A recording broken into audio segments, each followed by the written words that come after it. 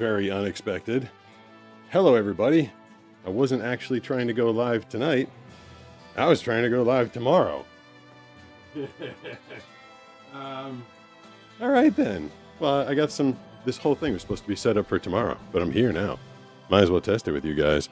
I got all sorts of stuff that I was going to test out tonight because I'm supposed to be without my usual co-host Brooks next week, and it's going to be me and Banana, and I didn't want things to mess up while she was here because, you know, it's embarrassing when you mess things up in front of your lady friend. So I was going to test it out tomorrow and see if I could get it all to work.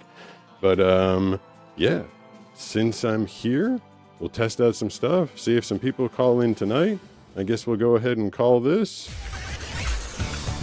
Welcome to the Blind Surfer Show. I mean, things seem to be going smoothly so far. I don't know if I'm actually on the air at all. I mean, I might just be doing this to myself. Not entirely sure. I'll have to test that out in a minute. See if anybody's actually watching this thing. It is very late at night, and I didn't get any notification that I am online, that I'm broadcasting. So I have no idea if I am. But there was something that I wanted to test. And I guess I can do it with you guys now. It's this new feature where I can have like a mobile camera in the house. But I really want to figure out how would I figure out if I'm online? How would I know if I was actually online right now? I guess I could take a call. I could just take a call and be like, "Hey people, can you see me right now?"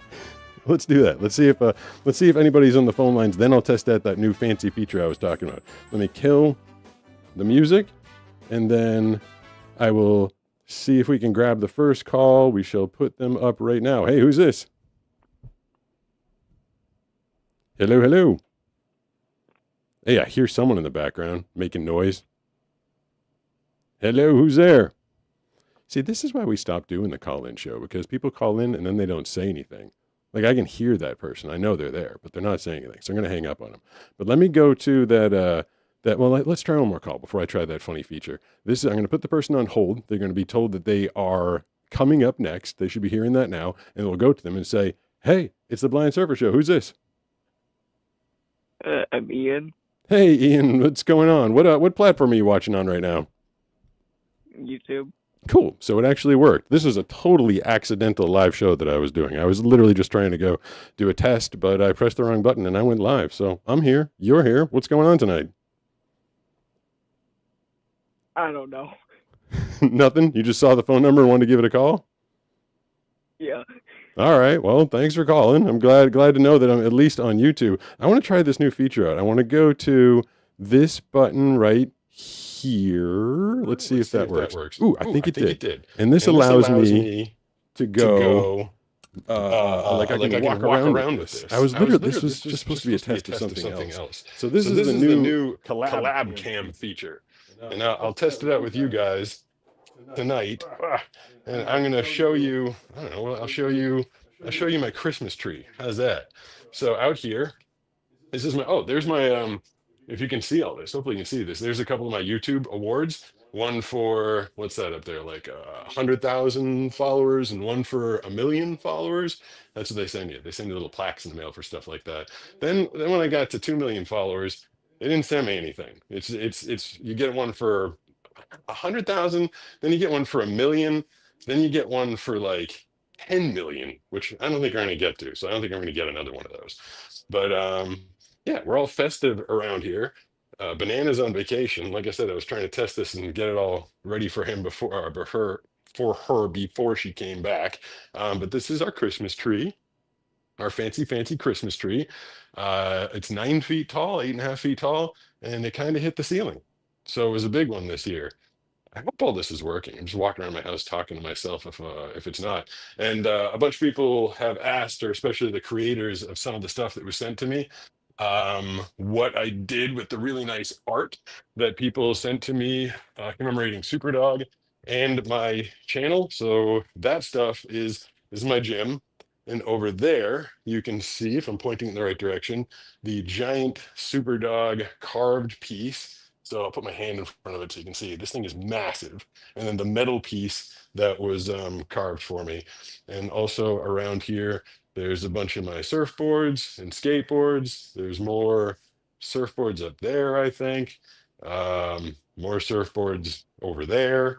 And yeah, this is my version of a man cave. It's my gym surf skate cave. So let's see if we can find my way back upstairs, and then we can get to the phone calls.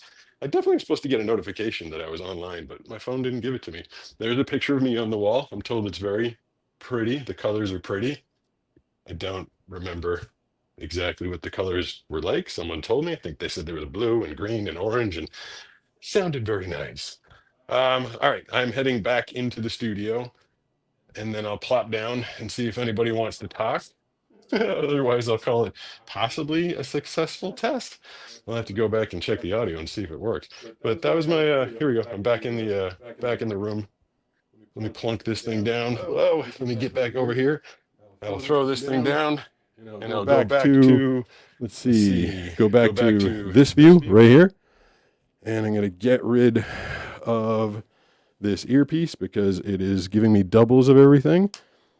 I will put on my headphones. Oops, could use some slack right there. This is one of the more interesting shows I bet I've ever done because I don't even know what's going on. Headphones are too damn tight.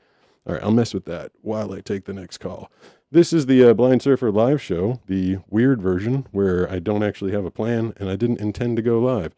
760-517-6844 is the phone number. Who is this patient person that's been waiting to talk? Hello, hello. They waited all that time. Hello? Oh, hey, you're there. Who's this? Oh, my name is Ross. Ross, what's going on? Hold on, let me. What are you doing? Are you there? Yeah, I'm here. Can you hear me? Yes, I can. What's? I have a couple questions. Sure. One is, how do you deal with people, or do you still have a problem with people thinking that you're faking your blindness? Yeah, it's mostly online, and online's kind of become my main source of interaction. Not because I don't know people in real life, but because I have millions of people watching online, and there's only a few people that I know daily. And so it's funny when people say that to me, they're like, "Well, you're clearly faking." And I'm like, "Well, you haven't seen me in real life. Like, if you see me in real life, I walk around with the blind guy cane. I constantly don't know." Where I am. Banana's always leading me by the hand. Like, it's very, very, very obvious in real life that I can't see where I'm going. But online, people see me like skateboarding or surfing. They're like, "You're faking." And then sometimes, like in my own house, so this is a real life circumstance. In my own house, sometimes people will come over that, Banana will invite people over. And I'm just walking around. I don't walk around with my cane in my house. And they'll be like, "Oh, they'll say to her, they're like, 'I thought you told me he was blind.'" And I'm like, "I am blind, but I'm in my own house. Like, I know my way around my house." So I guess it does happen on occasion, but usually not when you see me out in the world. All right, why are you asking? Well, because I have two different invisible disabilities, and one is dyslexia, and I've grown up with that. Yeah. And the other is I had a stroke when I was 37. Oh, wow. And I have short-term memory loss. Okay. And I have people that tell me that I'm faking my memory loss and that because I remember long-term and I can build up long-term. But when I meet people, I don't remember, unless I put them in long-term and they're where they're supposed to be. So if I meet someone at a coffee shop and I've met them there 10 times there, then I can remember them. But if I see them at the mall, I don't know who the hell they are.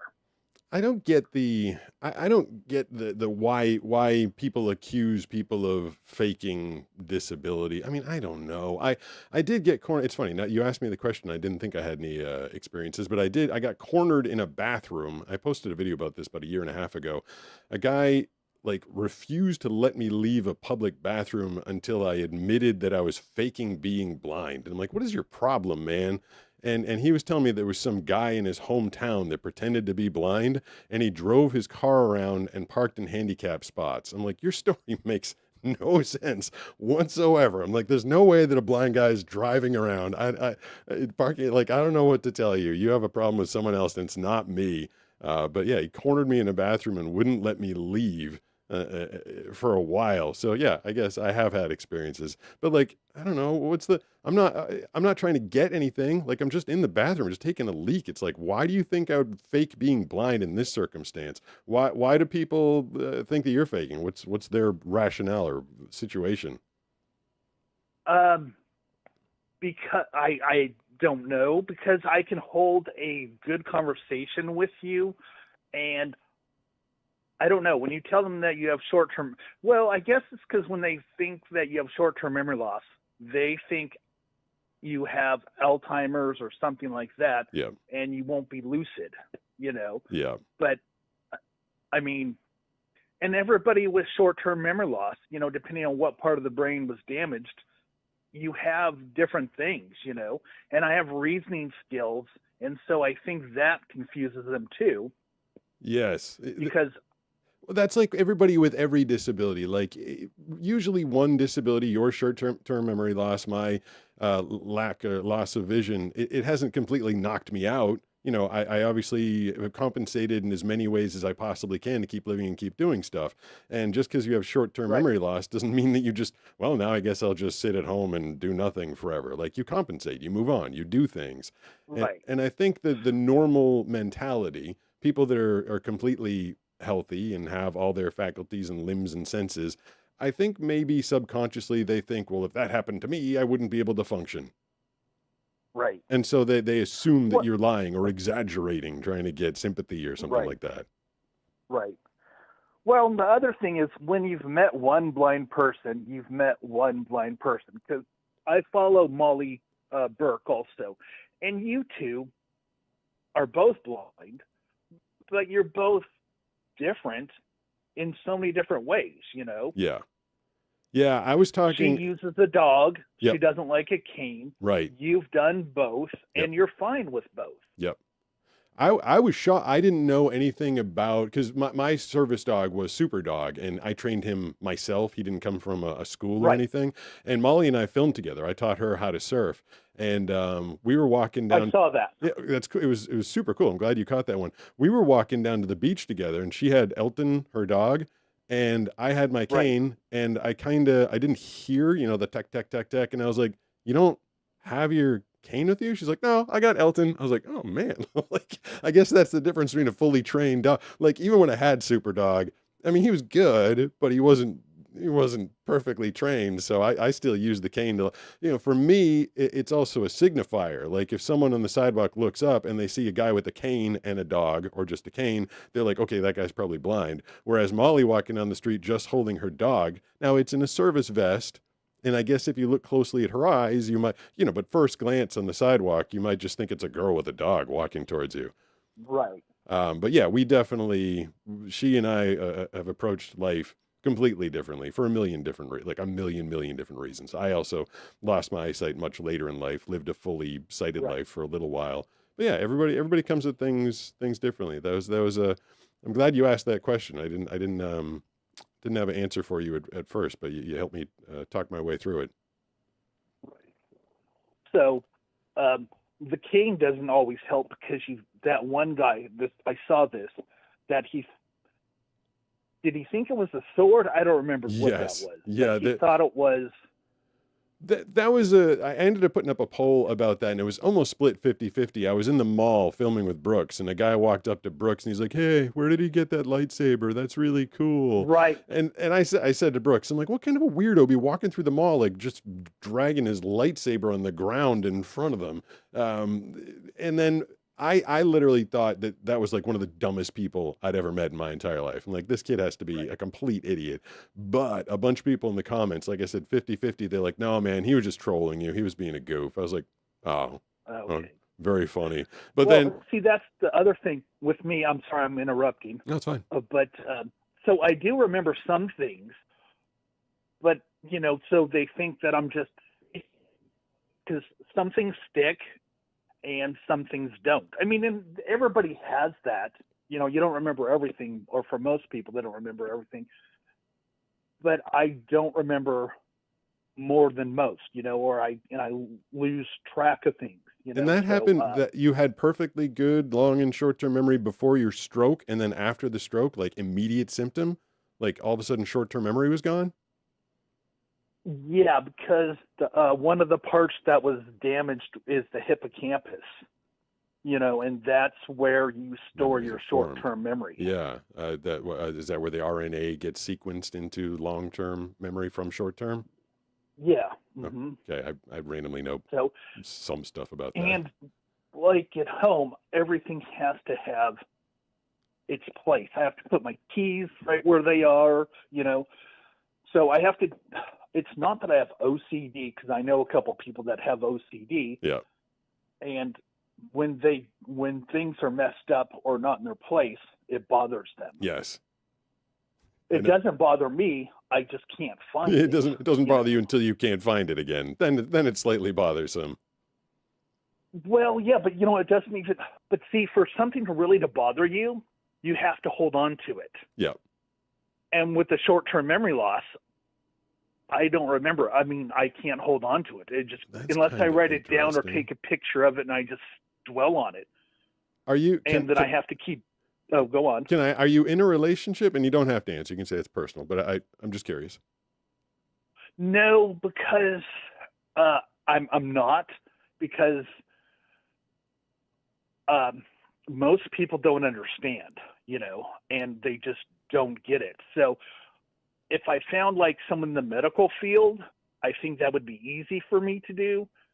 But I was curious, like how arguments would work. Like if you were, and I guess you don't have to be in a relationship to get into an argument, but is it possible to have an argument with someone that you don't recall, and they will tell you, no, we just had a big tiff about that? I've had that with a few friends, and yeah. Yes. That is, the mind is a bizarre and interesting thing. That's so is there any, I understand that it is actual damage to the hippocampus, but is there anything that you can do to try and improve or get back some of that short-term memory at all, or it just is what it is?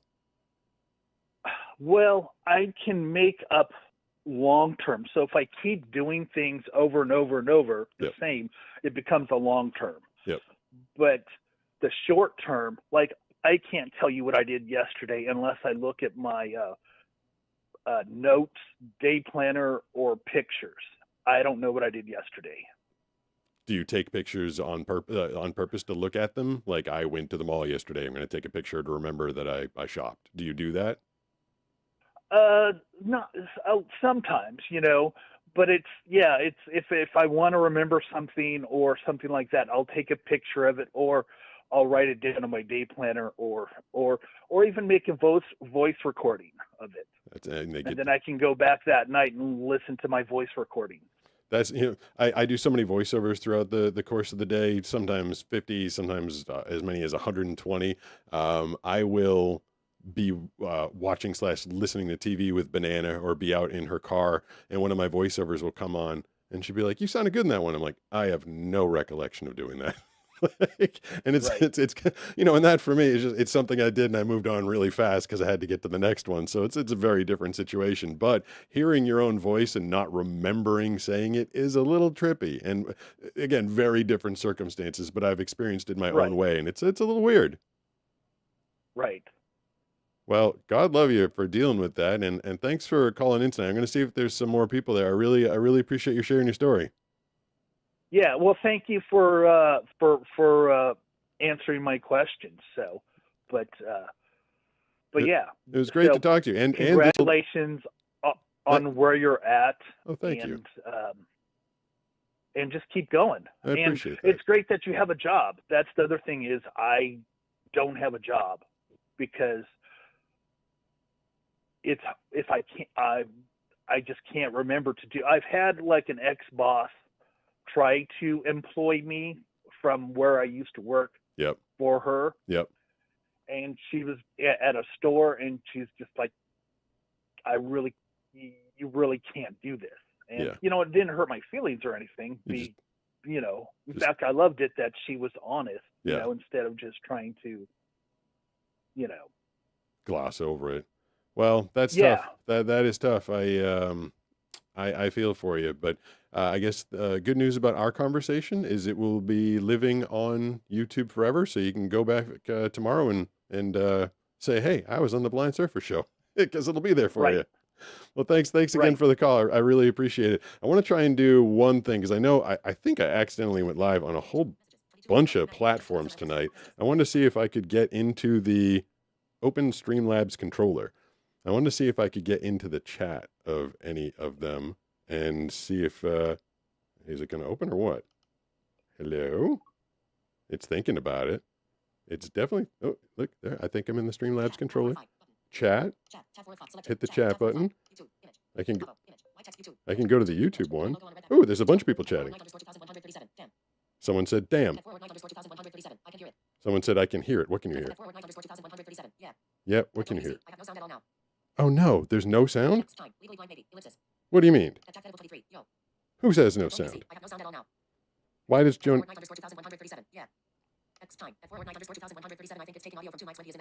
It's taking audio from two mics when I'm in this view. Hopefully this is old. Hopefully I got this fixed. Hopefully I got the sound fixed. Let me take the next call and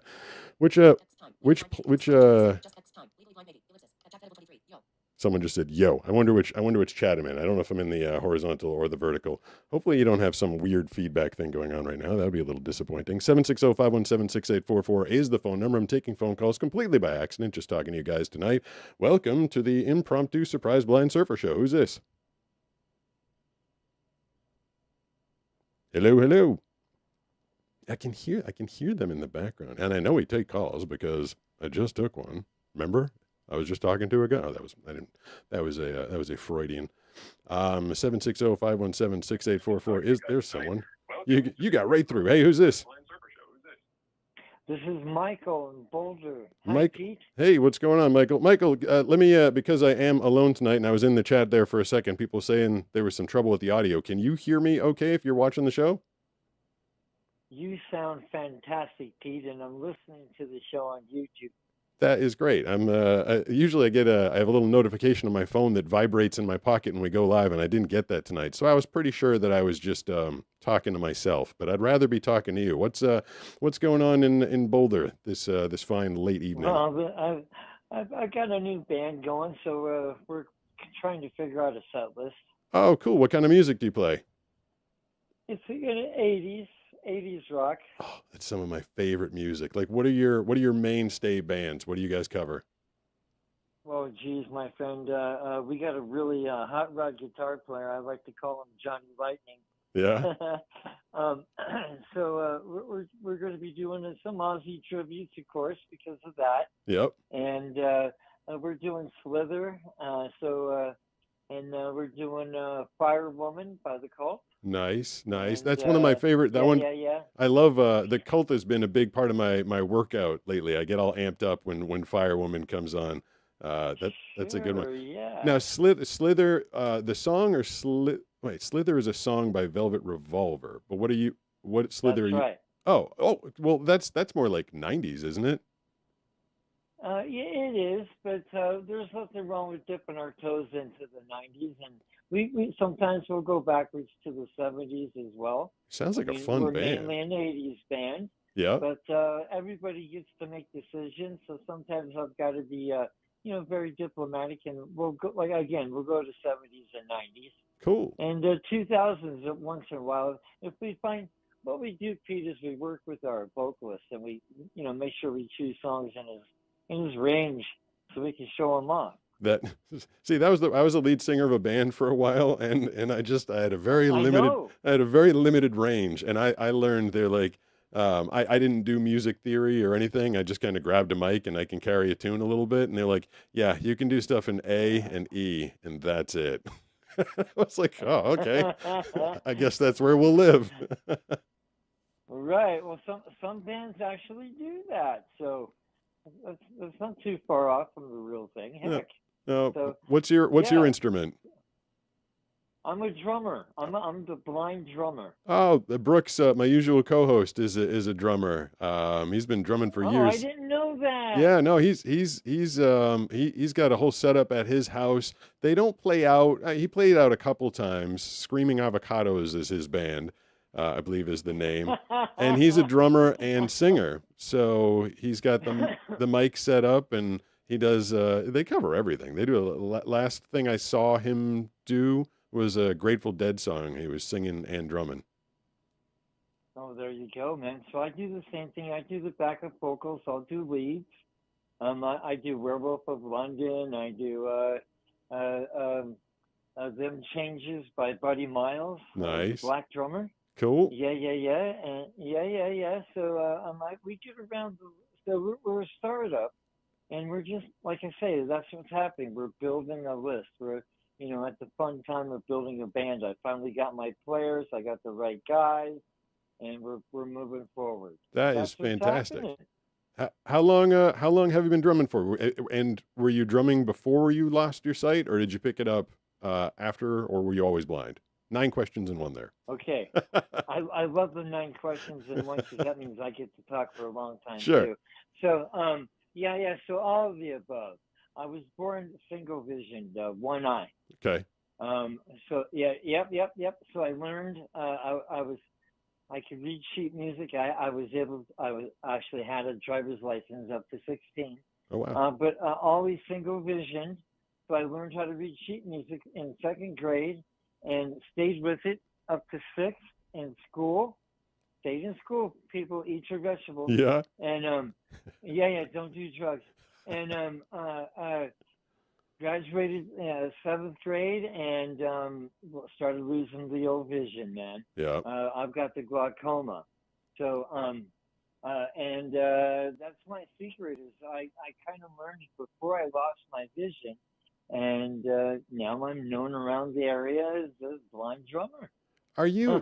I'm thankful for the fact that my eyesight went slowly. I'm very thankful for that. Do you feel like having had some vision for a while so you could put some skills in your head and some tasks and learn how to do stuff? And glaucoma, I'm assuming you lost that second eye slowly, so you were aware it was going to happen. Do you ever find any thankfulness in that process? Major. There's times, so I live in Boulder. I live in a beautiful place. And I came here on purpose to lose my vision. Yeah. The transportation here was top in the country as far as the bus system at the time. And I sat on a picnic table, Pete, and watched the mountains and watched the sunset. And I was able to see the detail of the pine trees. And yes, sir, I remember vividly. Whenever I want to, I can close my eyes and see things in the past, memories, good and bad, just like I think everybody can. So yes, having some residual vision in the beginning and realizing that, what you've got coming, you've got to deal with. Yeah. So that helped me with everything. I'm the guy that goes by stick spinner. I'm the one that I used to bug you about cane travel and all that. I realized you're so much nicer to everybody's talk to in different, person. You're a pain in the ass in the comment section. I'll tell you truthfully. Well, thank you, my good sir. Thank you. That's why I like throwing up the call-in show every now and then to get to talk. It's so much harder to be mad at people when you actually talk to them and get to know them. And I'm grumpy about that whole subject. I just don't have time. I don't get any time. No one lets me. I get it. And I get around. I do okay. I'm fine right now. I get it, my brother. If I get to the point I need you, I'll Yeah. call on you. I promise. Oh, I know you will. And that's why I'm a friendly, because that way you will reach out to me. You won't be like, oh, I don't want to work with a bad guy. So yeah, man. I usually joke. I'm happy. I'm upbeat, and I call myself the professional blind person. Yeah. So I try to get my skills as best as I can with the things that I need for me. Yeah. They're not going to be the same for you, Pete, and I can't be angry with you. I just try to motivate, and sometimes I'm a little pushy. I appreciate you taking it so well. I mean, comments can come off one way or another. I think maybe the last time I was Yeah. basically like, leave me alone, and I didn't mean it like leave me the f alone. I just meant like leave me alone. I don't want to do it now. But Well, here I am. I'm back. I'm back. I'm back to say hi and let you know the other side of me as well. And that's what's great. Again, I love the fact that some of the people who are sighted calling, especially the kids, yep, so that they'll get a better understanding of when they see somebody with a disability. That, hey man, this guy has character. He's a personality. Oh my gosh, yep, he's not damaged. You Not- know, we're yeah. not. We don't need to be fixed. more than Let us figure out what we need. yeah, more Each than just a individual. disability. I'm glad to hear that the band is coming along well. I'm excited that you guys got to you guys got to come out to SoCal Let me say sometime. the name. Yeah, go ahead. Spoiled Rotten. Spoiled Rotten. Yep. All right. Well, you guys got to. There's a bunch of live music venues in my town, like a bunch of them, and they're I playing know that. music all the time. So I would Yes, love. they do. I would love to come. I was going to say see you because I still use those words. I'd love to come hear you sometime.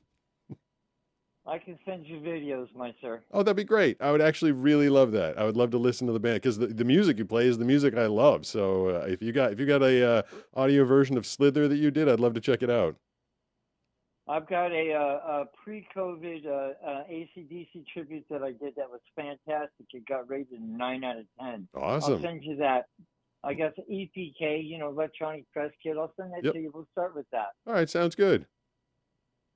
Peace. Peace. Good to talk to you. I heard a notification a couple minutes ago in the life. Joni's not worried about something. She slept most of the day. It's good to know that not what? Someone wants to sleep. Yeah, I don't know what that one is. Oh, Joni's on hold. Wait, is that, wait. Yeah, Joni's on hold. Okay, so Joni's on hold. I think have we ever spoken? I don't know if I've ever spoken to Joni. You hang in there because I'm gonna be doing this for a little while tonight. Apparently things are working, which I'm a little surprised about.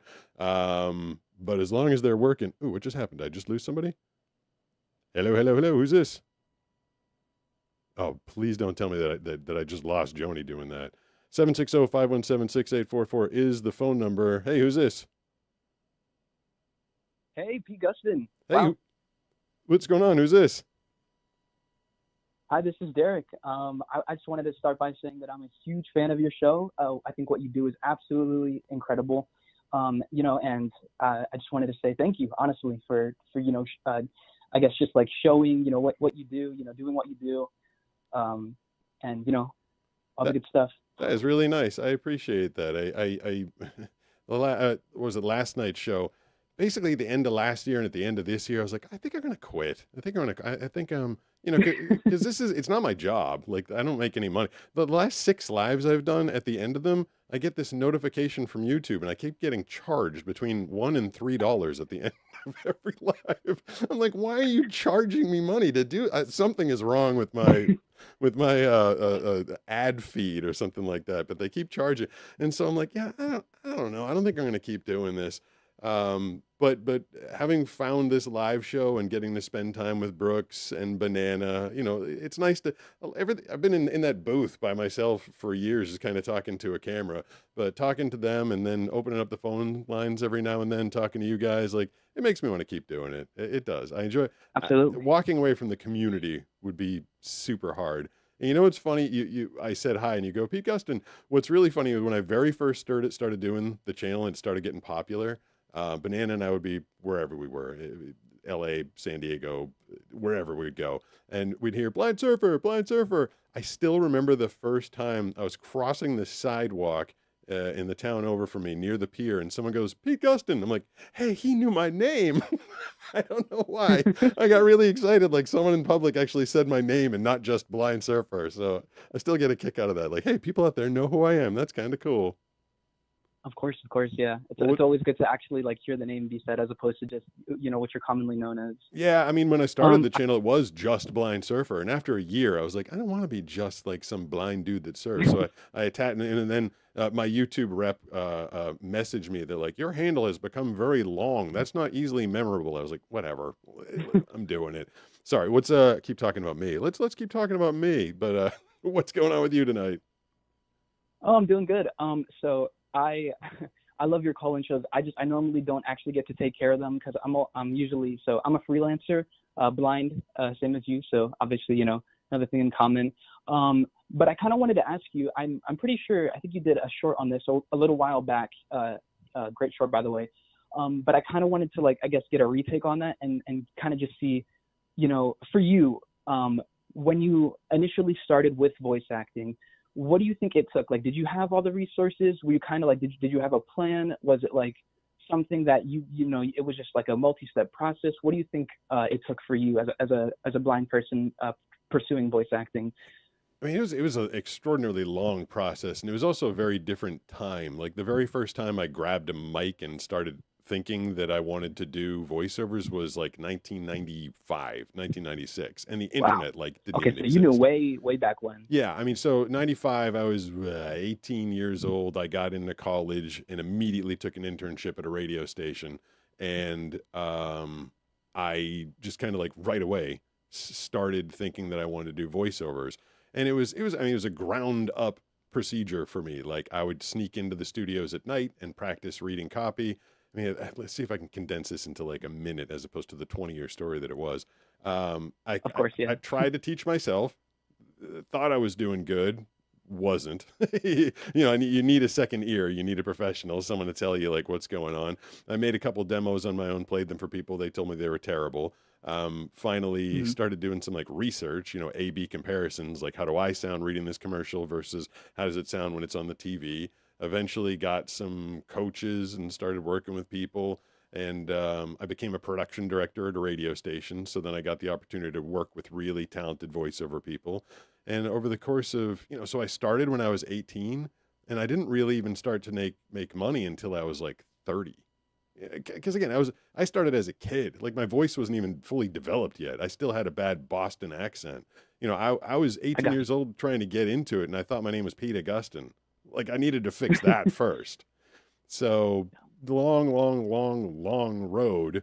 And once I learned the voice aspect, I figured how to sound like an American as opposed to a Bostonian. Figured how not to talk out of my nose all the time, which is what I did when I was younger. Then I started focusing on acting and taking acting classes because people forget that voice acting isn't just voice, it's acting. And of course, yes. That's when I just took totally separate acting, not voice classes at all, not voice coach, acting classes, and that helped a lot. Gotcha. Okay, thank you so much. That info is invaluable. Do you think I hear so much about finding an agent and stuff. I'm an 18-year-old kid who's just trying to make a living. So I don't think an agent is anything I can exactly afford anytime soon. What do you think? Just coming from somebody who's just trying to start something up, you think I guess going to open mic stuff would help, or what do you think? God, ultimately, I wouldn't have guessed that you were 18. You sound a million times better than I did when I was 18. I'm telling you, I sound horrible. Really? Bad Boston accent, nasal, spoke too fast, didn't enunciate.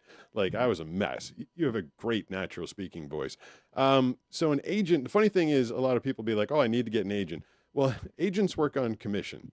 And if you're making zero, or even if you're making, $40,000, $50,000, they're going to take 10% of that. And agents don't really, 10% to zero is zero. So you can't get an agent to start.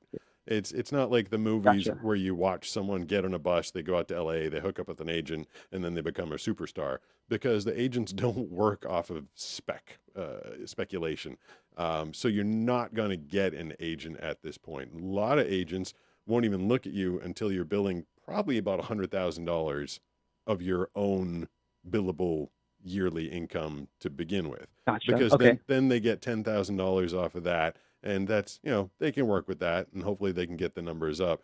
I built my base. I got to my first 100,000 by contacting lots of radio stations, because I also did production. So I would offer them voice and production.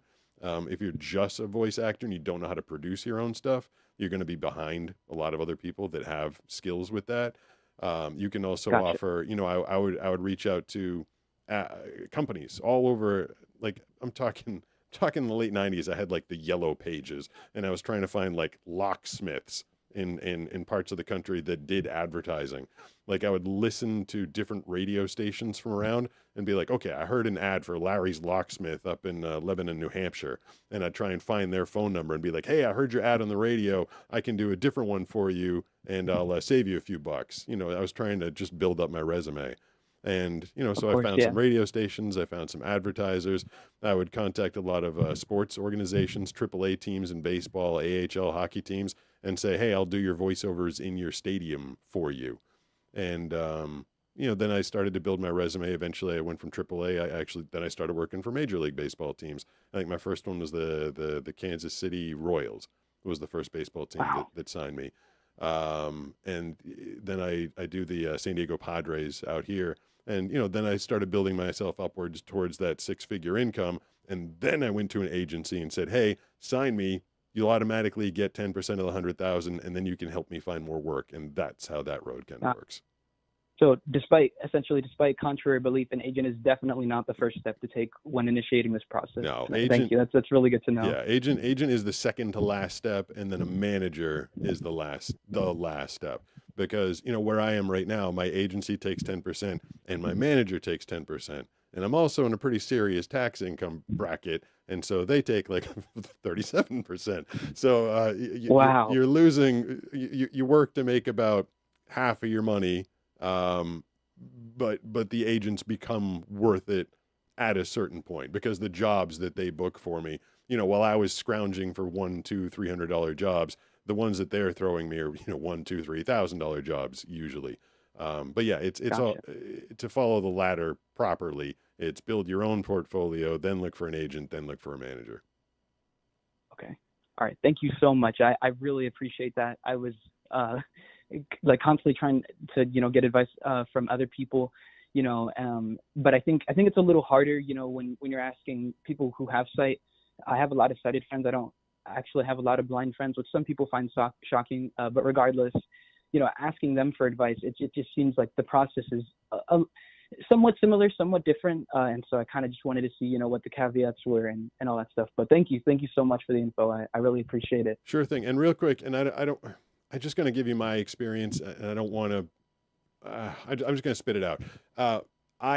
You might know this if you followed my story. I did hide my blindness for a large chunk of my career.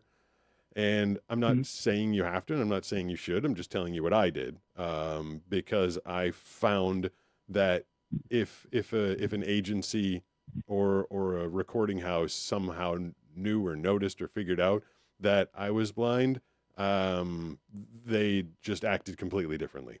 You know, they were more concerned with, how are you gonna read this copy? What if we have to make a change? And then, yeah, I felt like I didn't. It's just, unfortunately, the ignorance of the world. Yeah, it's just like having to constantly get used to that, adapting to that. Oh yeah, they're blind, so maybe we need to make adjustments, when in actuality, you know, it's not that deep.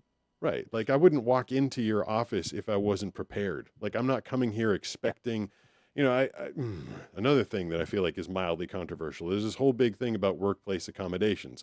And if you need them and your workplace is required to provide them, that's great. But that's a workplace, that's a job, you've been hired. You know, everything I do is very different. I'm auditioning constantly. Even now I audition constantly, 3, 5, 7 times a day I'm auditioning. And there's nothing guaranteed there. There's no workplace accommodation. And that can't be expected. You know, if they're auditioning 30 guys for the voice of a Verizon commercial, I can't be like, oh, hey, I need this in Braille, or, you know, I need this in a text-to-speech format. You know, that's on me. No. I got to figure that out. So I'd say every opportunity. Yeah, that exactly. It's my job. My job is to figure out my problem, so it's not your problem. So I don't know. Yeah. Just take that for what it's worth. I don't know, man. I don't want to sit there and say hide your disability, but just make sure it's not someone else's problem, at least if you're doing this type of work. I'm not going to tell someone who's being an engineer that they shouldn't be allowed to ask for, you know, a large monitor if they need it. Like, of course you should. But doing what you and I do, it's just a little different. Got you. I appreciate the honesty. Thank you so much. Sure. Thanks a lot. I appreciate the phone call. Yes, sir. Thank you. Good luck with everything. We are at, let's see what time it is tonight. It's 11:43, so I haven't been on that long. Let's see if let me pop into the chat. Joni BC. I spent a lot of time in HB as a kid. We had friends there and our parents would take turns watching all the kids. Joni was somewhere as a kid. HB, I don't know what that is. Oh, Huntington Beach. I do know what that is. Text time. At Joni BC, a blessing living in upscale cities. Never had opportunities to move in areas like that, but I love visiting those areas. Send a message. Text field. Text time. I love going to Huntington Beach. Waymar's Yeah, HB is Huntington Beach. I think Joni's definitely living. I wonder which chat that is. Is that the vertical, the horizontal? I think I'm on a bunch of platforms tonight. I'm not even sure. We'll see if Joni is in the call queue or if I lost her somehow. Oh, I just pressed the button. I did not mean to. 760-517-6844 is the phone number. It seems like everything's working tonight. Very excited about that. Hey, who's this? Hello, this is Garcia. Garcia, what's going on? Hi, I live in Colorado. I have a reading and writing disability. It's not dyslexia. A lot of people think it's dyslexia. But yeah, I have that, and it's kind of hard to live with because my reading disability actually comes from my trauma, my PTSD trauma. It lost the reading area in my brain. Yeah. And how does that? Are you in school or are you older? I'm older. I'm 28. And do you work right now? Yes, I do. Oh, good for you. What do you work? What do you do? I work at a smoothie shop. Oh man, I love smoothies. I tried to get the smoothie shop down the street from me to name one of their smoothies the Blind Surfer. I told them I'd pay them $20 cool. if Yeah. they did it, and they wouldn't do it. Yeah. So Well, I I did. love your videos and stuff like that. I really love your videos because it's really inspiring to see people that have disabilities and don't let them hold them down. Yeah, I mean, there's just so many different ways to try and find your way. Not to be repetitive or redundant to my own slogan, but every time Yeah. I lost a little more vision, I just found a different way to do things. I feel like there's always, Yeah. as long as there's life, there's a way to do something. What is your Yeah, that's why I listen to audiobooks. Actually, I listen to audiobooks because of my reading disability. meat? I So I love listen to- audiobooks. What genre? What Yeah. do you like to listen to the most? I like fantasy fiction, science fiction. I like all kinds of genres. I don't really have a genre I don't like. I wrote 2 sci-fi and 1 fantasy book. 2 of You them. wrote books? I didn't know you write books. Yeah, I Oh, got that's I got interesting. 3 audiobooks on Audible right now. I narrated 2 of them. Okay. I wrote 1, and so the sci-fi Yeah. book that I wrote Yeah. and narrated is called I Talk to Atoms. Really highly Okay, I'll rated. check that out. It I'll check debuted that out. Yeah. debuted at number 1 on Amazon. People really like that one. And the one that debuted at number Yeah. 5 on Amazon is called The Skill Conspiracy. I narrated that one as Okay. well. And that one's super Okay. fun. I've been compared to some of Brandon Sanderson's books, just kind of the style. Oh, that's really good. So But yeah, I mostly called in to talk about my disability and how like I have apps and stuff on my reading and stuff. Yep. I just don't know which apps to use because some of them cost money, and I just want to figure out what app will like. You know what I mean? Like with my reading disability, I can't read like stuff in the grocery store, for example, and it's just kind of hard. I mean, Do you have any suggestions? I just use the built-in the screen reader on the iPhone is really spectacular I don't right have now. an iPhone. Oh, you don't have an iPhone? I'm an Android. Okay, there's I don't know how the text to speech works there, but you can download the Seeing AI app on Okay. on Android.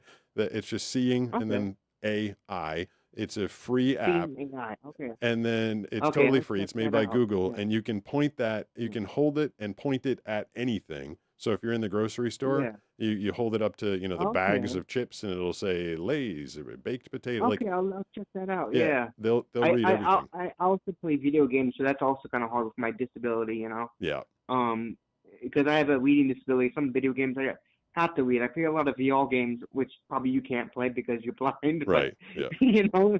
Yeah,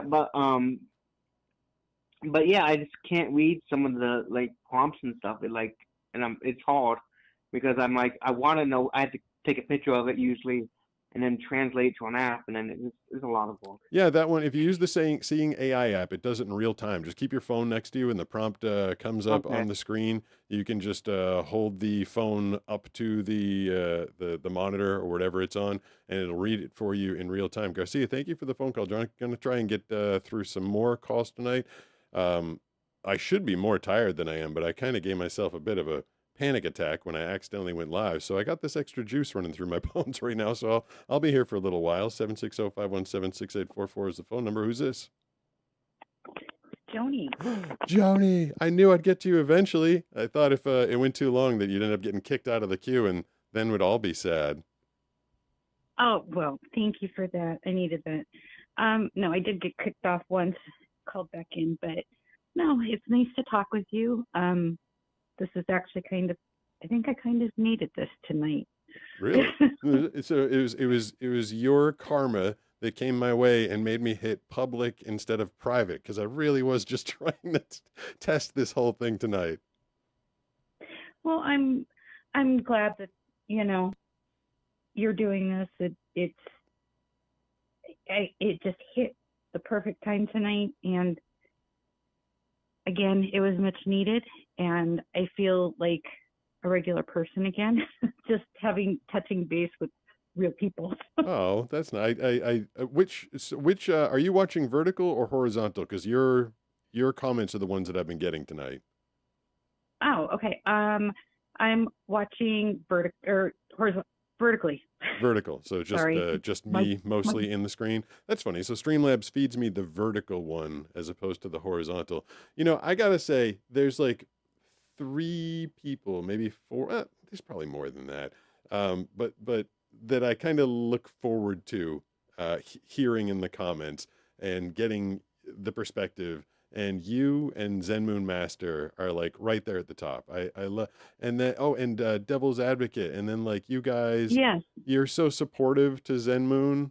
I think it's really sweet. And every time I keep thinking I'm gonna quit doing this, I do think about the community. And I think I try and respond to you as much as I can, Joni. And sometimes I just drop a heart. But I hope I appreciate your watching quite a bit. It means a lot to me that you're in there. Because you're one of the few people I regularly follow and enjoy, and you have no idea how much you've helped me through some of the darker moments. Because as other people have said, when you have like an invisible disability, a lot of times you're discounted or what have you, and it can be really overwhelming. And you have given me the motivation to keep trying and to keep working on building strength and just trying things, and if something doesn't work out, it doesn't work out, and that's okay. At least I tried. Yep. It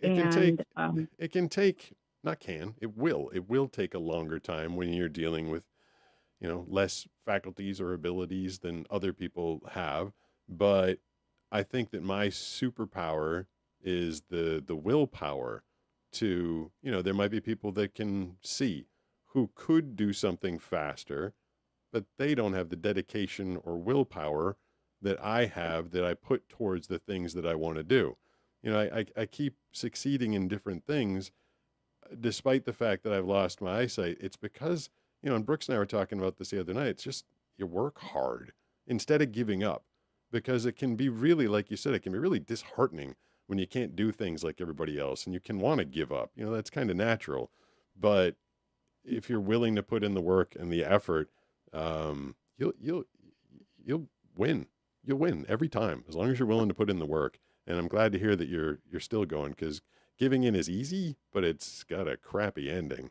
Working more is hard, but it's so rewarding. Exactly. And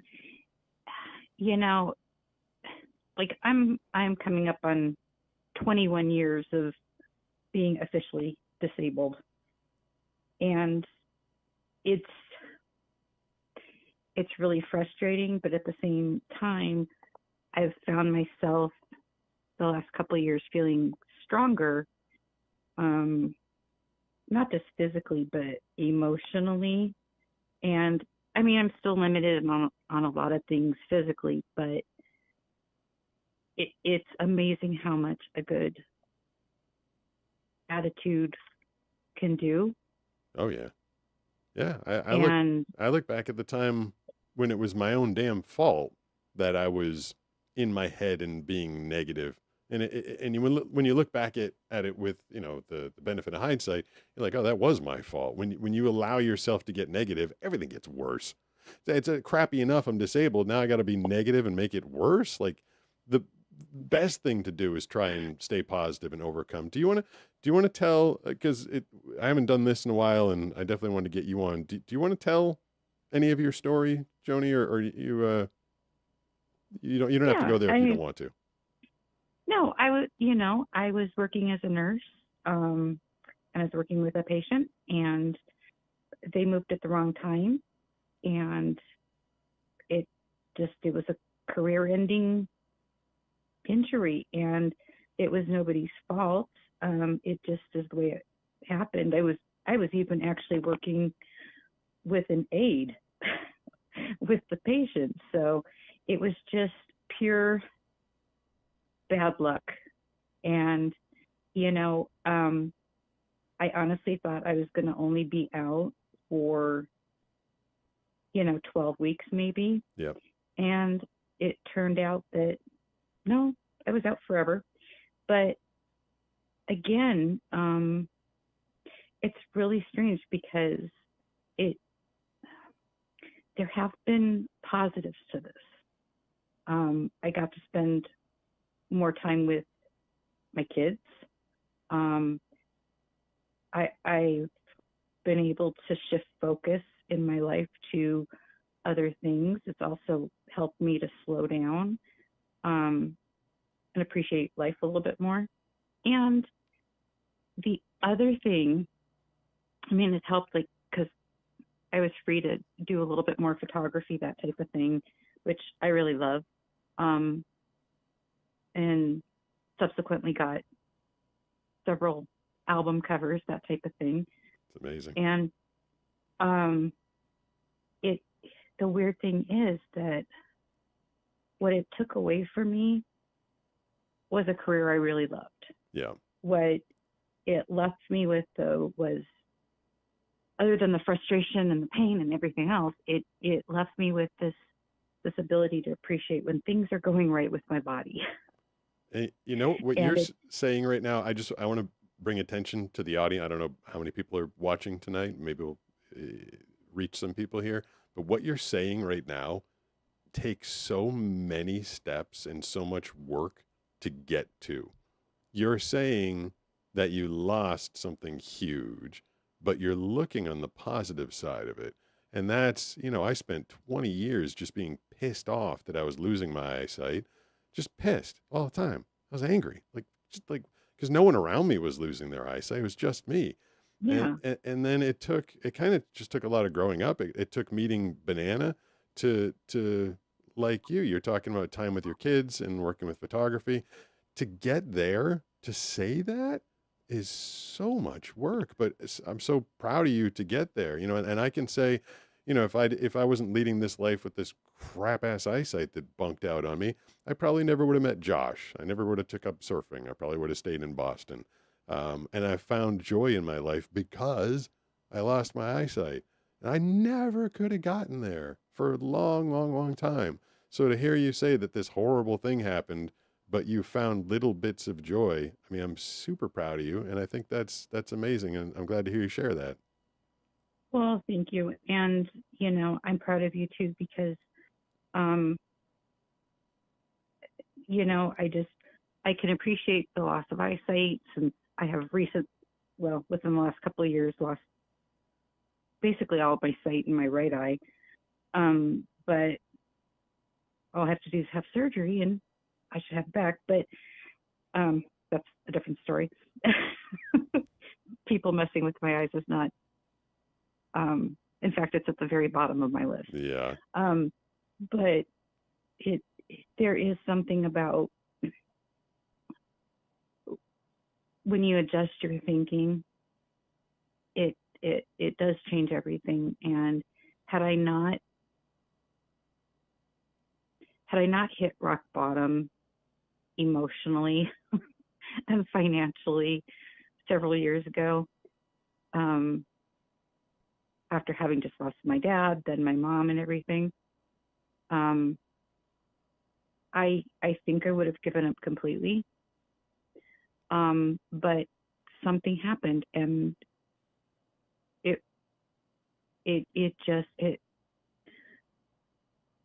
just felt like, okay, I still have to keep trying, because guess what? There's more to life, and I'm not done. I have a lot of stuff I still want to do. And if I give up, then I never get to do it. Yeah. And, I'll probably never be able to do all the things I want to do. In fact, I know I won't, because frankly, I'm old. But but you'll do other things.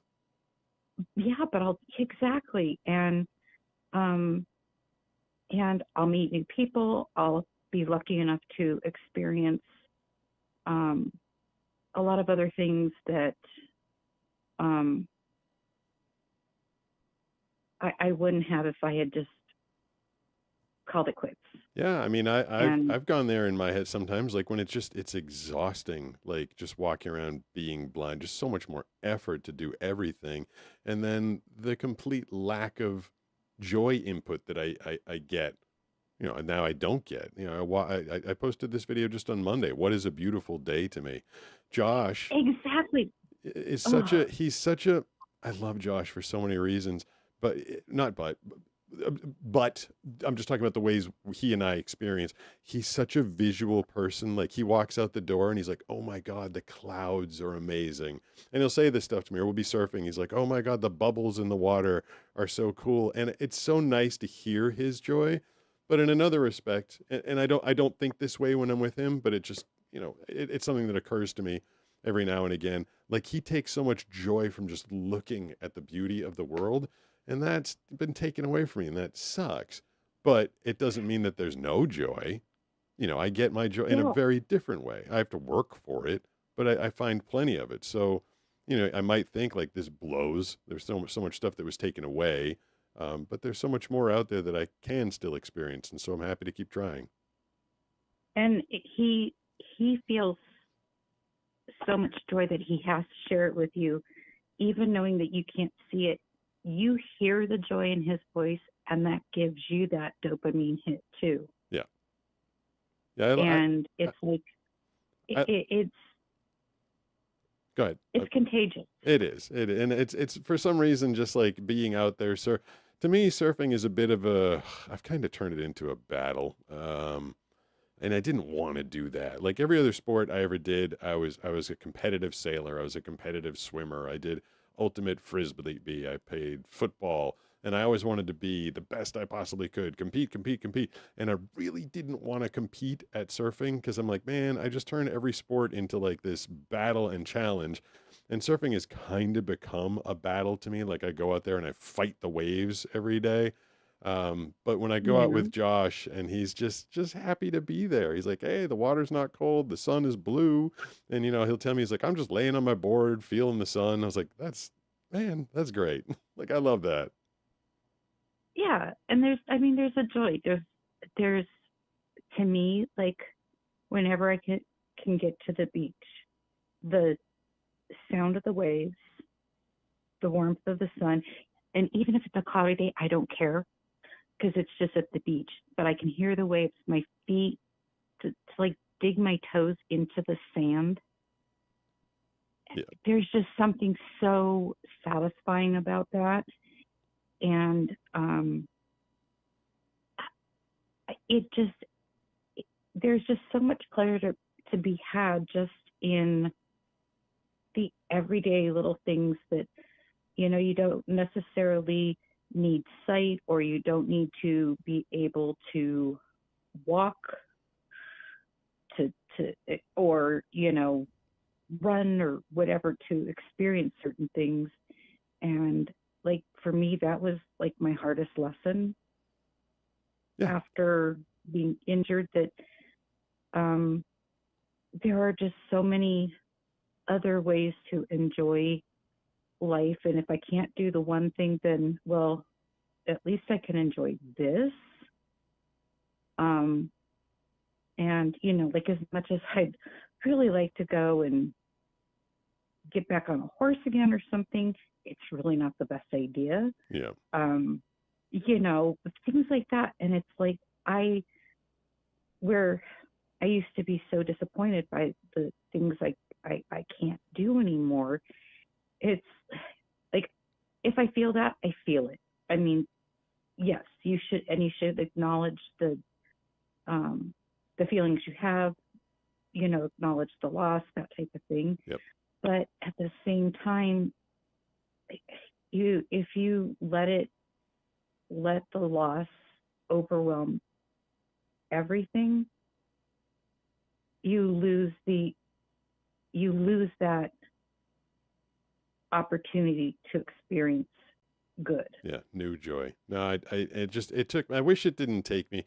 It's not like from 20 to 40, or maybe 38 or so. It's not like I didn't live, but there was just an undertone of grr. Like, man, I was just pissed.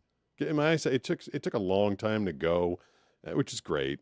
But also it was going and going, and everybody else is doing fine and doing things and seeing stuff, and it was like I was aging faster than everybody else. And I spent so long being mad about it. It's funny, like by the time I started this channel, I was like, I'd finally gotten to a good place. And so people were like, oh, you're so happy. You're so positive. You're doing so much. I was like, yeah, man, after a couple decades of being mad at the world, it's not something that happens right away. People call me like, I've recently lost my vision. How do you cope? I'm like, I don't know, man. I might not be the best one to ask, because 18 years of being pissed off at the world isn't really a great track record, but I did get there. I got there. I will say I'm a happy dude. I mean, I've got so much to be thankful for, and it just took a long time to get there, but I made it through, and I'm glad I did. Yeah, and it's really weird because like I had a 6-year relationship that ended badly. Some of it was because of who he was, and some of it was because of my physical limitations and my unwillingness to constantly be in pain just to please them. Yeah. It's like, I'm sorry, but a 5-hour road trip doesn't sound like fun to me. No. There's all those little things, but that opened the door to new opportunities, and I'll always be grateful for those, because for everything you lose, there's always something you gain, and it just takes time for you to get to that point where you can appreciate that it is a trade-off. And I mean, and I know I asked you this in the comments once about, if you could have your eyesight back, I mean, but you'd have to give up everything you have. Would you? That's a hard one. I hate hypothetical. Boo to you, Joni. I hate those hypotheticals. They make me mad. Like, I like everything. Like, I don't know. I mean, what's everything? Do I have to lose Banana, my house, my career, like Steve, Skylar, Yeah. like all that to have my eyesight back? Like, I feel like that's a crappy trade, because I worked so hard to get all this stuff to begin with. Yeah.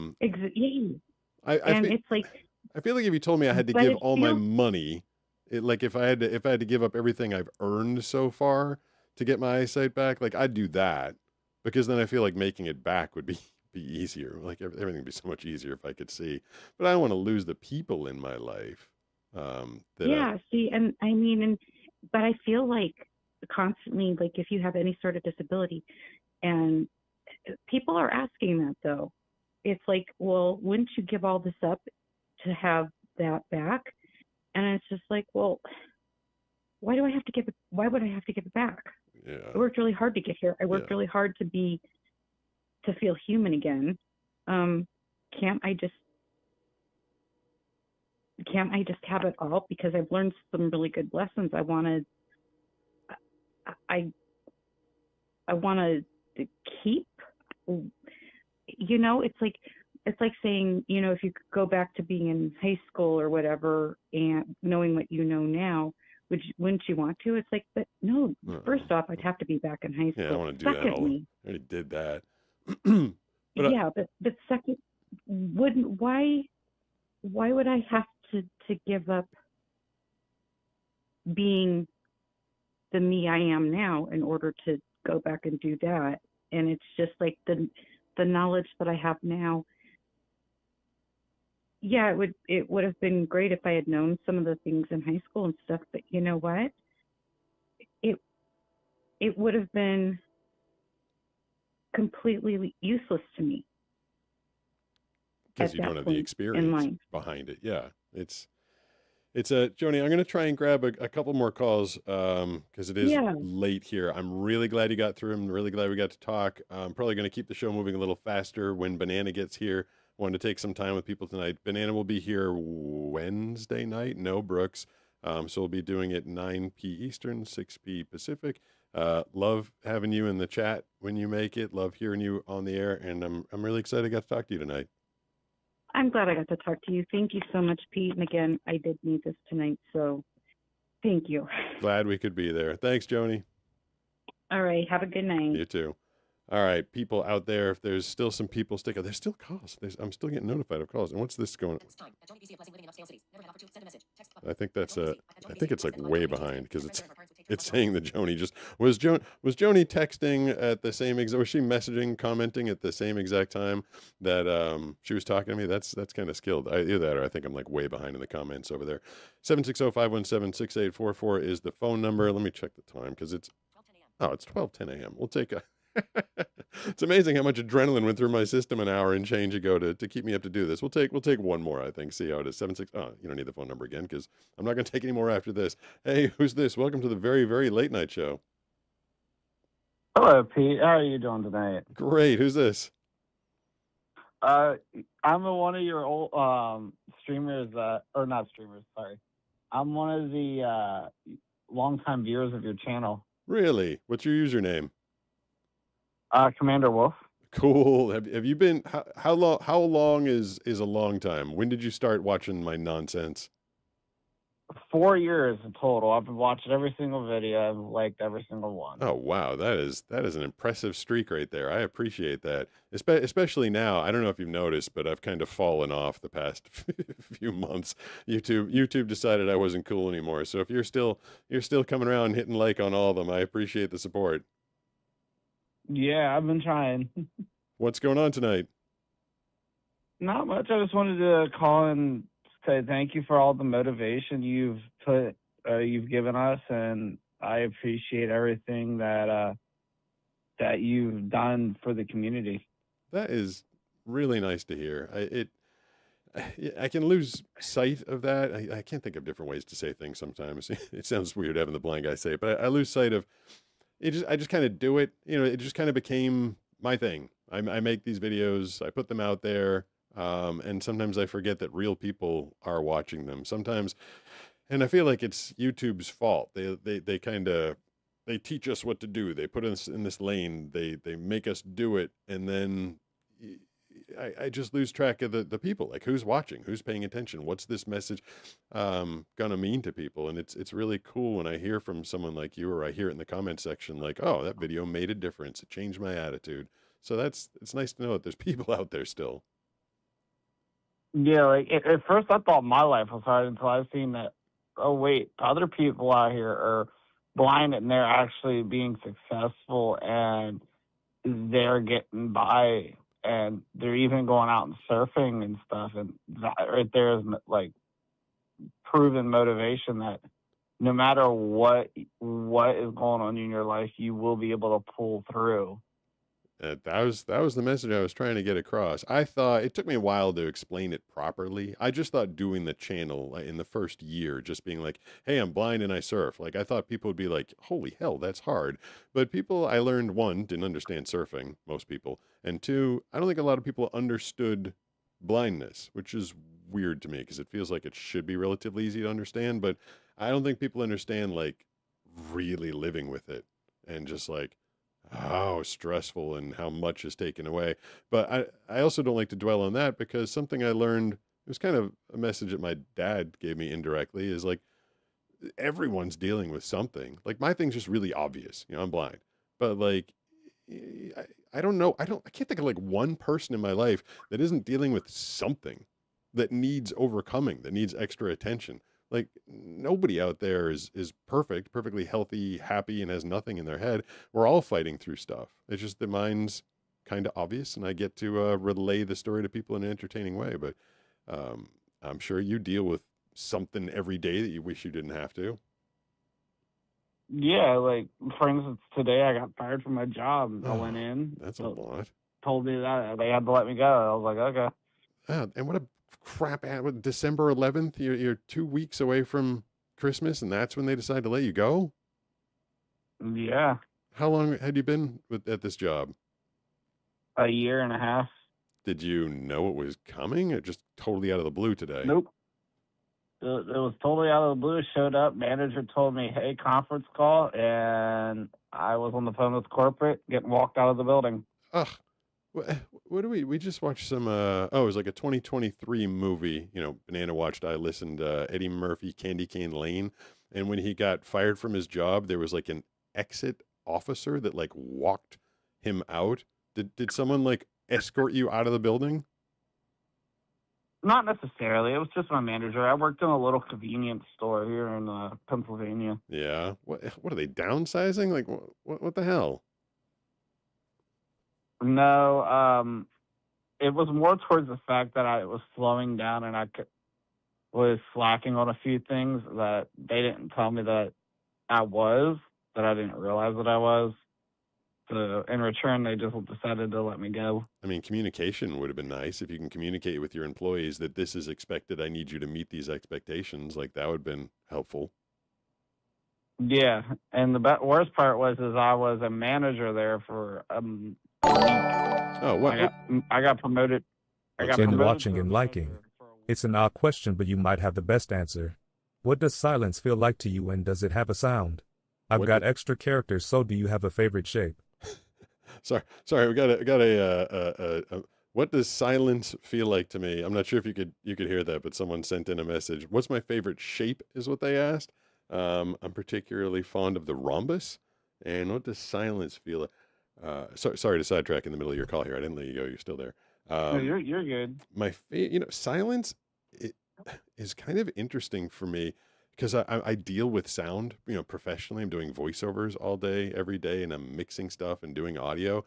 I'll say some of the most comfortable moments that I feel are when I lock myself in my booth, which is just on the other side of the room from me right now, close both doors, and I'm in that soundproof room all by myself, and it's just quiet. I kind of love it. I don't know why. Banana can't stand quiet. Like, she always has to have music playing. I feel so like cocooned and happy when I'm in like a nice quiet room or quiet space. What's your take? Do you like quiet, or do you like music and noise and chaos and sound? I like quiet. I like the noise more or less than anything, because I grew up around a lot of kids around me all the time. Yeah. You just got used to it. Yeah. For instance, I got 12 nieces and nephews. Whoa. That's a lot. Yeah. I have 6 sisters. They all have about ranging from 2 to 3 kids each. Yeah. So they always come down to our house and just hang out, and they don't even knock or nothing. They just come on in. They just come in. Yeah, it's like, oh shit, they're here. Okay. Well, I hope you are you going to get right back on the horse? You're going to try and take the last couple of weeks of the year off here? You're going to get right back out there and look for another job, you think? I already got an interview lined up for tomorrow. That was fast. You just got fired today. I got fired. I walked into their the rival store and said, "Hey, I need a job." Oh, nice. All right, good for you. Can't keep you down for more than 65 minutes. Yeah, it was literally like 10 minutes, and they said, "All right, you're hired." come in tomorrow. That's great, man. I'm glad it didn't keep you down for too long. Especially just like I said, what a terrible time of year. I feel like nobody should ever get fired. I got fired once on Christmas morning from a big job. It was a big job I had. I don't want to give out the company again, but I had a 6-figure job with the company. I'd been with them for like 9 years, and someone called me in the HR department on Christmas Day. And I said, why are you telling me on Christmas Day? I was downstairs putting the presents out before Banana woke up. And I think the person enjoyed inflicting the pain because he said, oh, just trying to give you as much time as possible to go look for another job. Didn't want to, wait until after the holiday. I'm like, what am I going to look for a job on Christmas Day? You jerk. I did get rehired by that company 3 months later, so all's well. But getting fired on Christmas was kind of one of the worst things that's happened. Yeah, really. That's one of the worst things that happens. Like I've worked for big companies myself, like Amazon, Ryder, and Walmart. Yeah, losing having your career, your ability to make money taken away is not awesome. But I think I got to wake up early tomorrow to do some voiceovers myself. This test seems like it went pretty well. I'm glad I got to hear from you. Shoot me a note in the comments. Let me know when the new job starts, and I'll thumbs up and wish you the best because I hope that does turn out well. I will do. All right, thanks a Thank you, lot. Pete. Appreciate it. All right, I feel like I could stay here all night, but eventually I'm going to need to go to bed. I think I was on the wrong view for a while. Well, this view is one view and it has the phone number on it. I think I was on this one for a while, which doesn't have the phone number on it. So I don't know how the hell everybody figured out what the phone number was. I guess I put it in the description. Then I also had this view, which is over there. I think it's a little side view. That one had a phone number on it. So that was all my tests tonight. I was testing the new phone number up on the screen, the new angle over there, and that collab cam thing that I did in the beginning. I don't know. I'll have to maybe someone can write in the comments after the show if the collab cam worked out. That was me walking around my cell phone giving you the tour of the house. I don't know if that looked good or not. The eventual goal of that thing is that I can have other people join, and not have to have them on the couch. Like I could have other people, I can send that link to their phone and they can use it as a way to join the program. I didn't catch the name of the person who did the super chat there, but I appreciate the question. What does silence feel like? You'd think it would be frightening because I don't have any other input. If I'm not seeing anything and I'm not hearing anything, you'd think it might be frightening. But I kind of enjoy silence. I do. I listened like all day. From the moment I get up, I'm listening to my voice. And thank God I have that much work. Thank God that I'm doing that much. But I'm mixing my own voice to a lot of music. I work with the NHL and the NFL, so I'm listening to highlights all day, every day.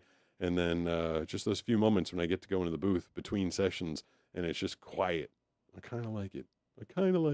Let me see if I can fire off some adios music here. Oh, me exiting out of this is going to be a bit of a train wreck. I usually have Brooks to press some buttons for me, so I guess you can watch me. Where's the exit music? There we go. You watch me stumble around for a second. I don't know. Banana's out of town for a couple more days. Maybe I'll get bored in the next couple nights and do another accidental call-in show. It was nice to talk to everybody. Nice kind of take a slow pace and hear everybody's story. So I might do it again. Friday, Saturday, Sunday, somewhere around there. I'll be surfing this weekend. If I'm not in the water, maybe I'll do this. But I'll definitely be back on Wednesday, the 17th, 9 p.m. Eastern, 6 Pacific, with Banana, doing the live call-in show and talking to you guys. Thanks to everybody that watched on whatever platform you were watching. I appreciate it. Bye.